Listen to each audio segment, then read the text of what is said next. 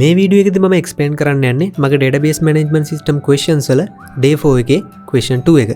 ඉතින් මේකෙදි මම කලින් කරපු question එකේම continue කරන් යාමක් තමයි සිද්ධ වෙන්නේ.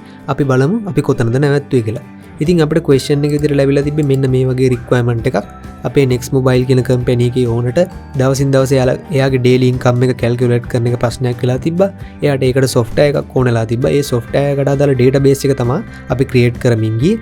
ඒකට අපි මුලින්ම කරගත්තා මේ විදිහට පළවෙනි question එකේ තිබ්බ විදිහට user table එක අපි add කරගත්තා අපේ database එකට.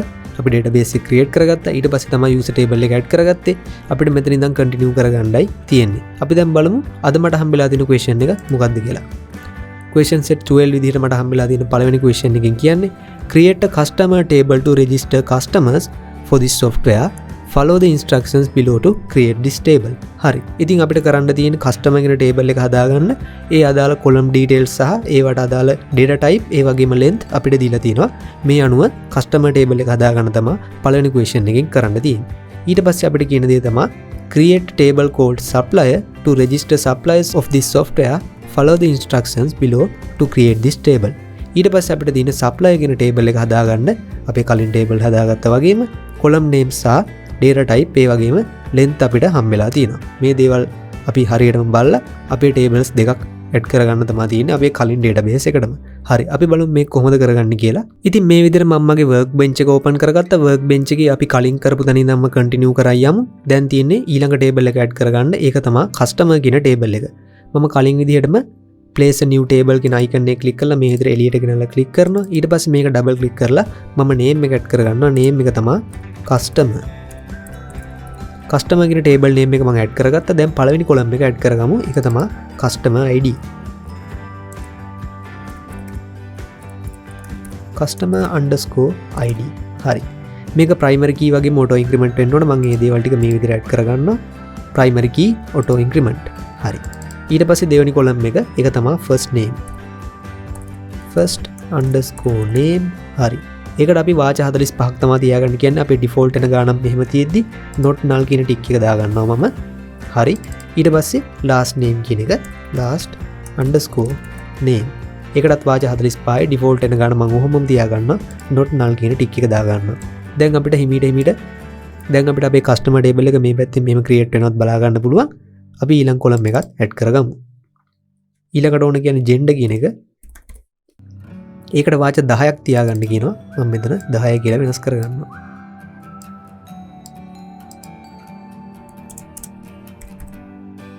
හරි. ඊට පස්සේ අපි ඊළඟ column එකත් add කරගමු. not null කියන ටික එක දැම්මට පස්සේ. හරි. ඊළඟට අපිට add කරගන්න තියෙන්නේ number කියන එක. address එකට අදාළව අපි ගෙදර අංකය තමයි මෙතන දාගන්න යන්නේ. ඒකට number කියන එක දාගන්න කියනවා. මෙයාලා කියනවා වාච 45 තියාගන්න කියලා. මම ඒක ඒ විදිහටම තියාගන්නවා default ගාන. ඊළඟට අපිට තියෙන්නේ street 1 කියන column එක add කරගන්න. street underscore 1 අපේ address එකට අදාළ පළවෙනි column එක. ඒකත් වාච 45 තියාගන්න කියනවා. ඊට පස්සේ අපිට add කරගන්න තියෙන street 2 කියන column එක. කලින් විදිහමයි street underscore 2 මේකටත් වාච 45 not null කියන ටික් එක දාගන්නවා. හරි. ඊට පස්සේ අපිට add කරගන්න තියෙන්නේ city කියන column එක. city වාච 45 ඒ විදිහමයි not null කියන ටික් එක දාගන්නවා. ඊට පස්සේ අපිට add කරගන්න තියෙන්නේ contact number කියන එක. contact underscore number මේකට අපි වාච 10ක් තමයි තියාගන්නේ. අපේ ලංකාවේ සාමාන්‍ය phone number එක තියෙන්නේ අංක 10යි හින්දා. හරි. 10 කියලා දාගත්තට පස්සේ මම not null කියන ටික එක දාගන්නවා. ඉතින් අපේ අවසාන column එක වෙන්නේ status කියන එක. කලින් විදිහම අපේ customer table එකේ තිබ්බ status කියන එක. හරි. status කියන එකට මම දාගන්නේ වාච 1යි කලින් විදිහමයි. මේකටත් මම not null කියන ටික එක දාගන්නවා. හරි. ඉතින් customer table එකත් මේ විදිහට create වුණා අපිට බලා ගන්න පුළුවන් මේ පැත්තෙන්. ඔය විදිහට තමයි මම question එකේ පළවෙනි table එක create කරගත්තේ. ඊට පස්සේ අපිට හදන්න තිබ්බේ supplier කියන table එක. අපි බලමු මේක හදාගන්නේ කොහොමද කියලා ඊළඟට. ඉතින් කලින් විදිහම තමයි මම මේ close කරලා ආපහු place a new table icon එක උඩ click කරලා මේ විදිහට එළියට ගෙනල්ලා click කරනවා. ඊට පස්සේ table එකක් මේ විදිහට හැදෙනවා. මම ඒක double click කරලා මේකේ table name එක add කරගන්නවා. මේක තමයි supplier. හරි. table name එක add කරගත්තට පස්සේ column ටික add කරගන්නයි තියෙන්නේ. ඉතින් මුලින්ම තියෙන ID කියන එක අපි supplier ID කියලා තමයි ඒක දාගන්න ඕන. supplier underscore ID. හරි. මේක int එකක් primary key වගේම auto increment වෙන්න ඕන. මේක primary key auto increment. හරි. ඊට පස්සේ කොලම් නේම් එක ඇඩ් කරගන්නවා. මුලින්ම තියෙන්නේ first underscore name. ඒකට වාචා 45ක් තියාගන්න කියනවා. ඩිෆෝල්ට් ගාන එන හින්දා මම ඒක එහෙම තියාගන්න not null කියන ටික එක දාගන්නවා. ඊට පස්සේ තියෙන්නේ last underscore name.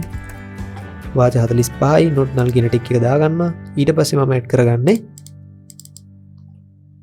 number කියන එක අපේ address වලට අදාළ අංකේ මේක දාගන්නවා. number එකට අපි දාගන්නේ character 45යි. ඒක සාමාන්‍ය විදිහටම තියෙනවා. not null කියන ටික එක දානවා. ඊට පස්සේ street underscore 1 හරි වාචා 45යි තියාගන්න not null කියන ටික එක දාගන්නවා. ඊට පස්සේ ආපහු street underscore 2 වාචා 45යි not null කියන ටික එක දාගන්නවා. හරි. ඊට පස්සේ ඇඩ් කරගන්න තියෙන්නේ city කියන කොලම් එක. city මේකටත් වාචා 45ක් තමයි ඕන කියන්නේ. ඒක එහෙමම තියාගන්නවා මම not null කියන ටික එක දානවා. හරි. ඊට පස්සේ ඇඩ් කරගන්න තියෙන්නේ contact number කියන එක.